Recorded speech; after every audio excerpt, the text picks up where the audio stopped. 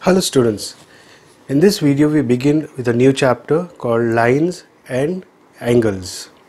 Okay, so you have studied that a minimum of 2 points are required to draw a line, and you have also studied some axioms in the lower classes, and with this help of the axioms you have proved some other statements as well. What do we do in this chapter? In this chapter we will study the properties of the angles formed when two lines intersect each other, and also the properties of the angles formed when a line intersects two or more parallel lines at distinct points. Okay, and further we will use these properties to prove some statements using deductive reasoning. Okay, so let's begin with lines and angles chapter. So we begin first with basic terms and definitions. Okay, what about the basic terms and definitions? We look at what are these terms that we have in our front. We have line segment, ray, collinear points and non-collinear points. So what is a line segment? Okay, now a line segment is a line with two end points. Okay, now when it has got two end points it is called line segment, and when it has got just one end point then it is called a ray. Let us see what it is. So a line segment will look like this, whereas a ray will look like this. So it has got one end point, here it has got two end points. These are called line segments with two end points, and this is with one end point. What are collinear points or non-collinear points? Okay, collinear points wherein three or more points lie on the same line, they are called collinear, otherwise they are called non-collinear. So for example, you have a line and we have 1, 2, 3, 4. Okay, if there are three or more points on that line, these points are called collinear lines falling on the same line. If these points do not fall in this line somewhere else, then they are called non-collinear points. Certain terms that we need to know as we go forward in this chapter. Let's move to some more definitions.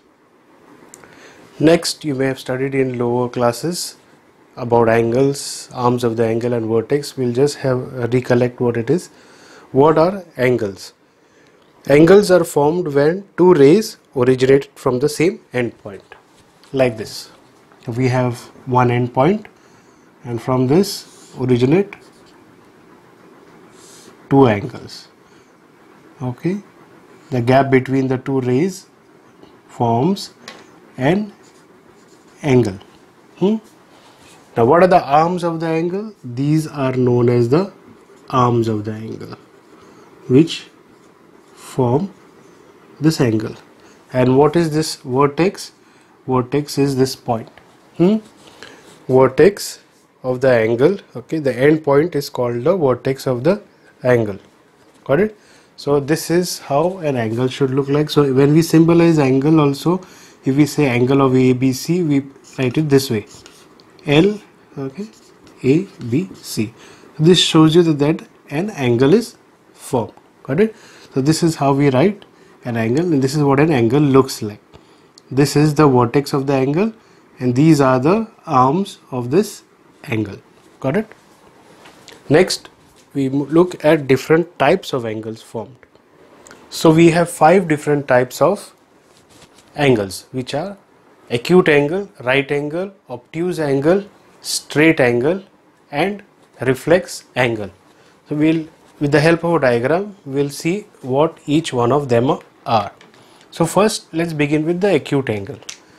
What is an acute angle? Acute angle is any angle that is less than 90 degrees is referred to as an acute angle. For example,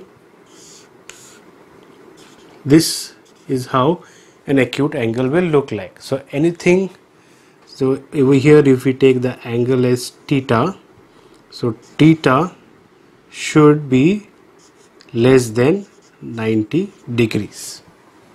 So the angle in this case should be less than 90 degrees, then it is called as an acute angle. We all know what is right angle. Right angle is when it is 90 degrees, that is perpendicular.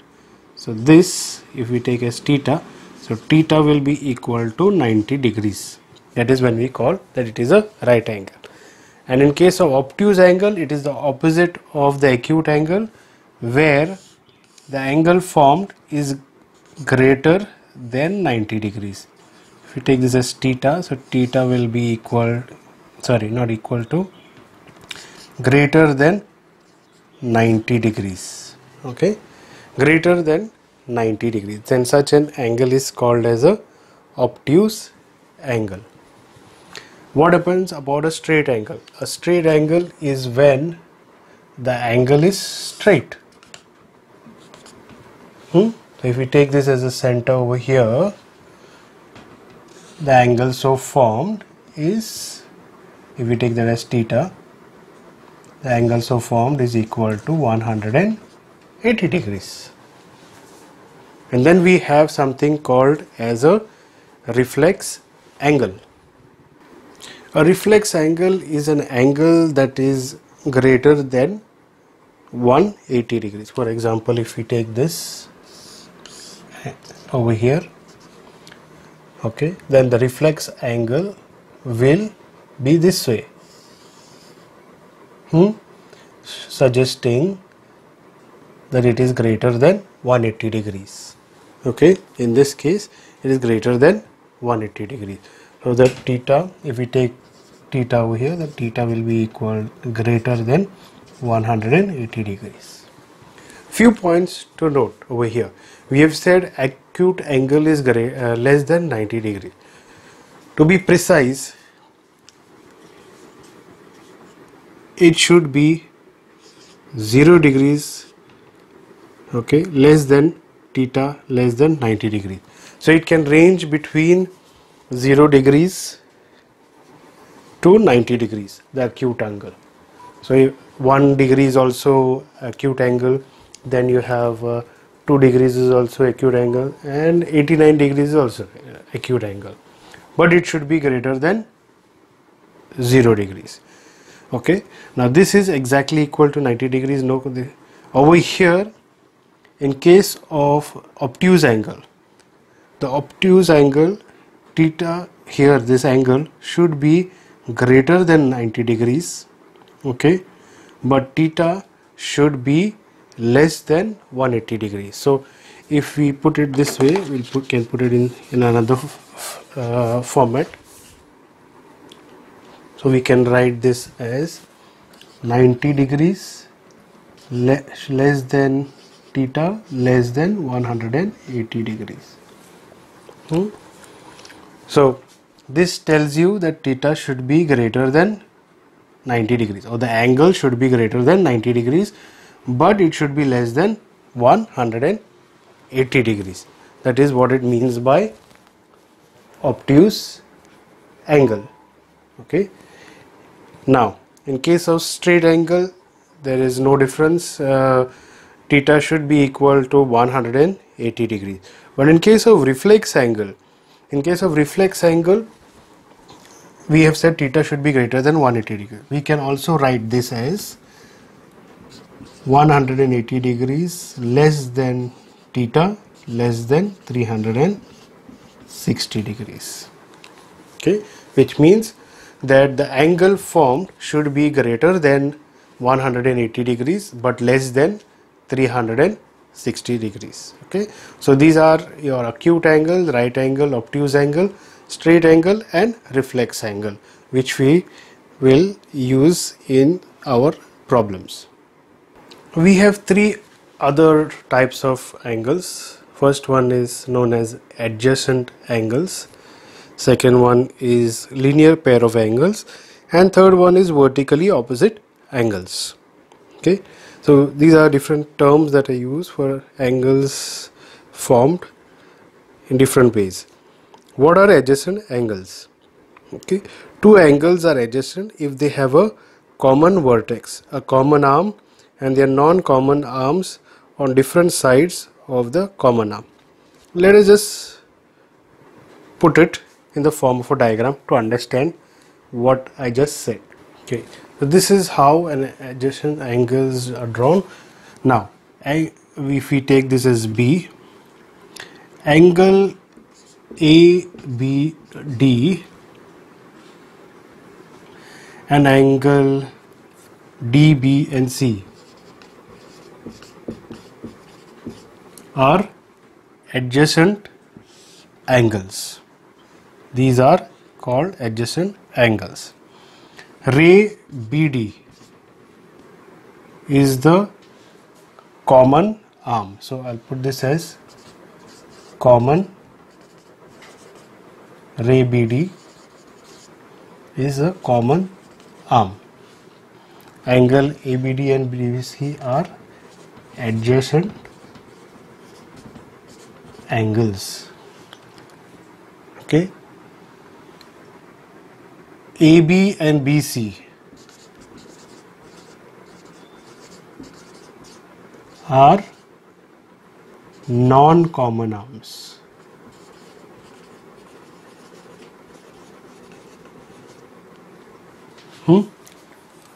Got it? So angle ABD and DBC are adjacent. Adjacent means neighbors.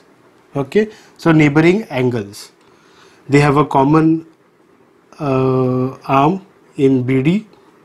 These are non-common. Non-common because common means both share. Here the ray BD is shared by this to form an angle ABD. It is also shared by angle DBC. Okay, fine. Now, another interesting part about these adjacent angles is that angle ABD plus angle DBC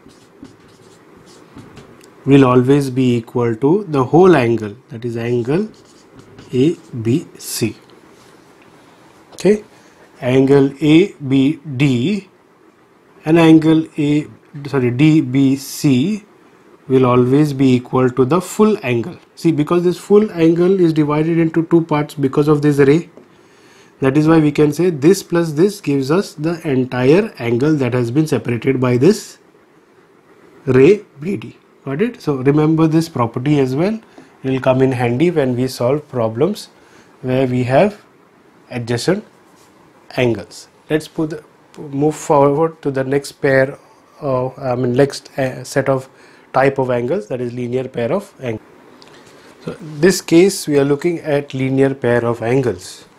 Now if non-common arms AB and BC, okay, form a line, and there is a ray BD that stands on that line, then there are two angles, adjacent angles formed, and those are called as linear pairs because it is standing on 180 degrees. If you remove this line, the straight line becomes 180 degrees.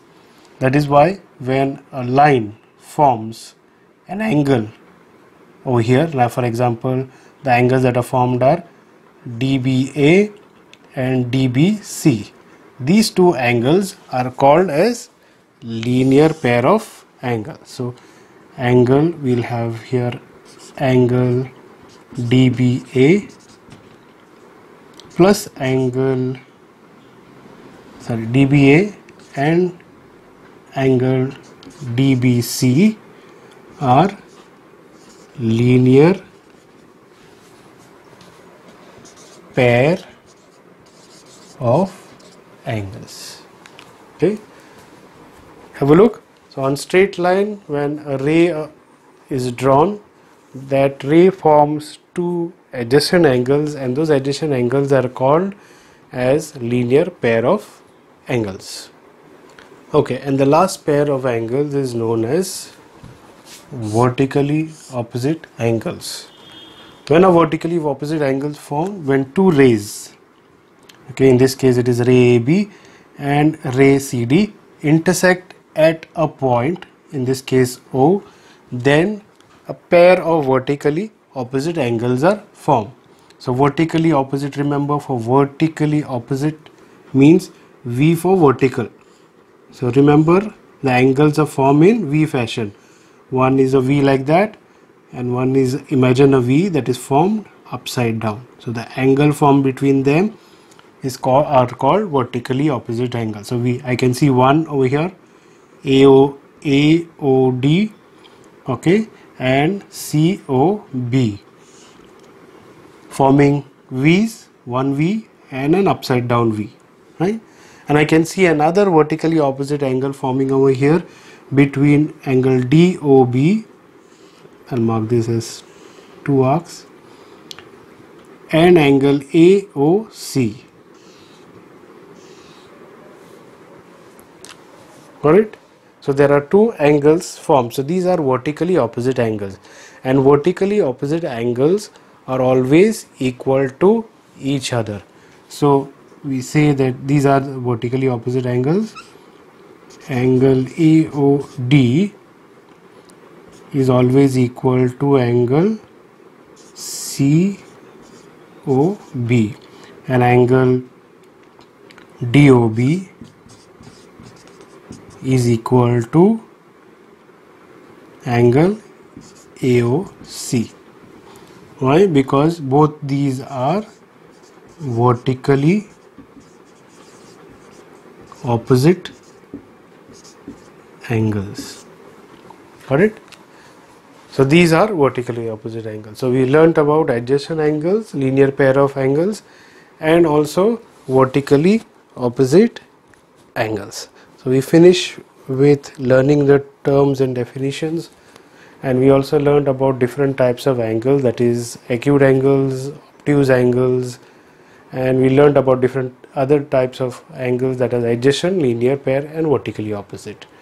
In the next video we will learn about linear pair angles and how do we solve certain problems with them. Thank you for watching. Watch the next video.